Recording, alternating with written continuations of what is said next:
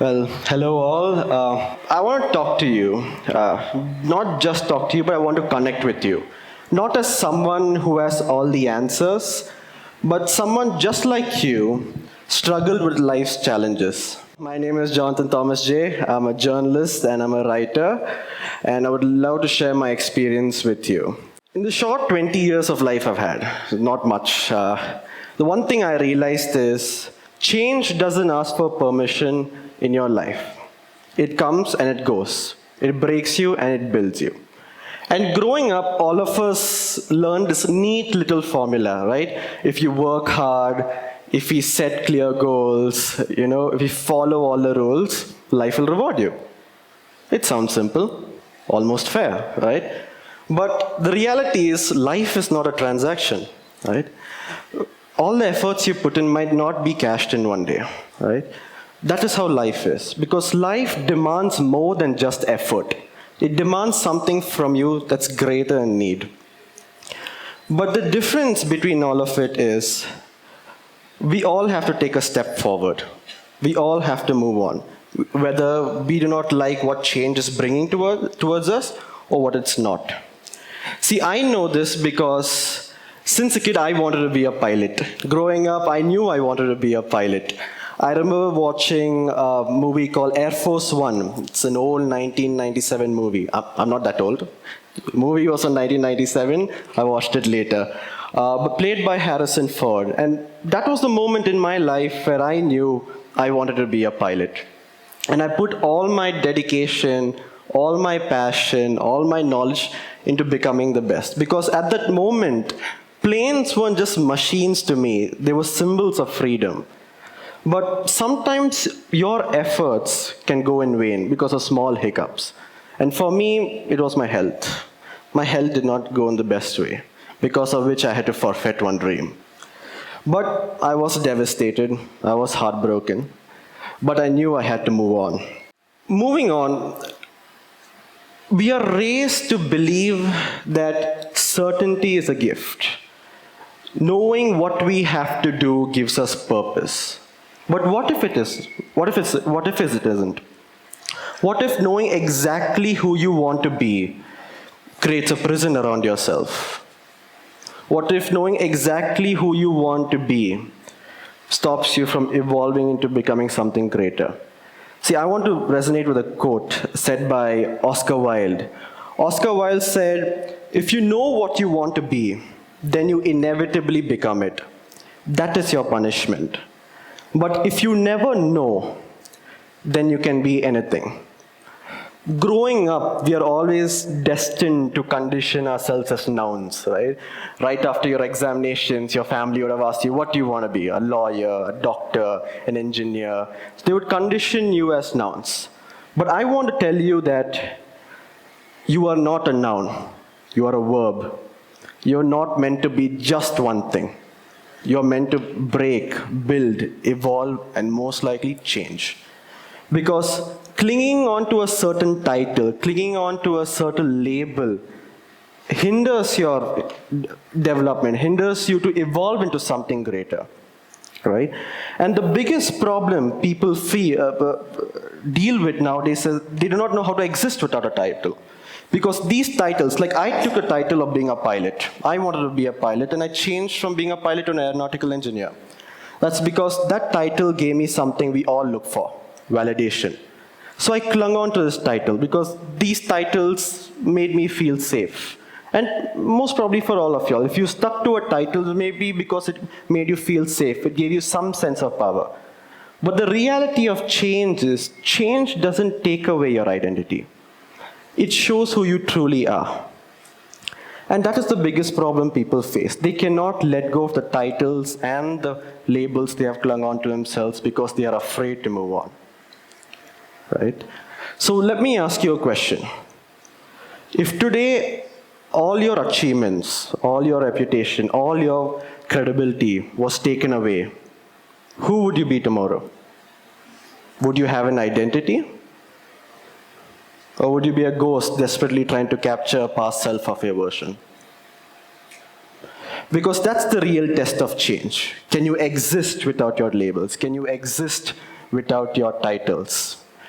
Because moving on, you will realize that holding on to your past self is the thing stopping you from evolving. Right? And to change, you have to keep an open mind. Because 5 years ago, if you asked me what I wanted to be, I would say a pilot. I've never imagined myself writing news for all of you all. Seriously, I don't think so I would ever write news, because growing up, I don't think so I ever read that much of news. But I knew that I had to keep my mind open to the possible outcomes for me. And I did.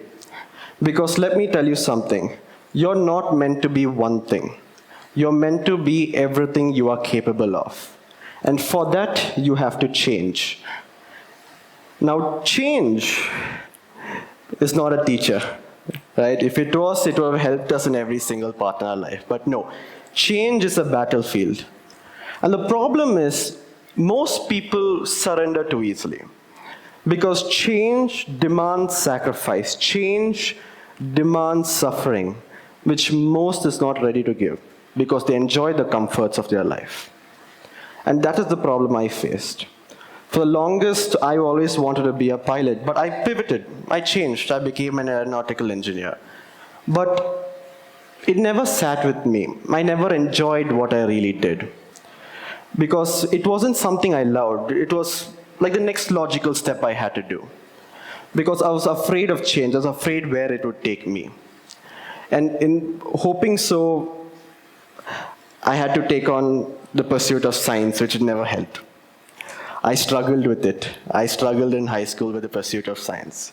And finally came my 12th final exams, which did not go as I planned. And that was the moment I thought I lost it all. But change, it had other plans for me. And I knew that if I didn't move, I'd be stuck in the same place, miserable. And let me come to the moment that it changed all for me. After my exams, I took a year gap. I sat at home. I tried figuring out what I wanted to do. Out of nowhere, a 1-week internship landed in my lap. Nothing big, just a 1-week internship. But I did something most people find hard to do. I took the courage to push them to extend it to a month. And doing so, I discovered something. I discovered something about myself. I discovered the art of writing. And if you ask me, I would say writing is the best form of art, because you take simple black and white text and paint the most colorful images in a person's mind. And that gave me power. That gave me the passion I needed. And slowly, that internship led to a job. That job led to words, and those words led back to me. And the biggest problem people face right now is that they believe that their purpose comes in a grand revelation, that everything comes in one shining moment, that they know what they will have to do in one shining moment. But that's not the reality of life. Change in life always plays the long game. Like the famous phrase goes, Rome was not built in a day.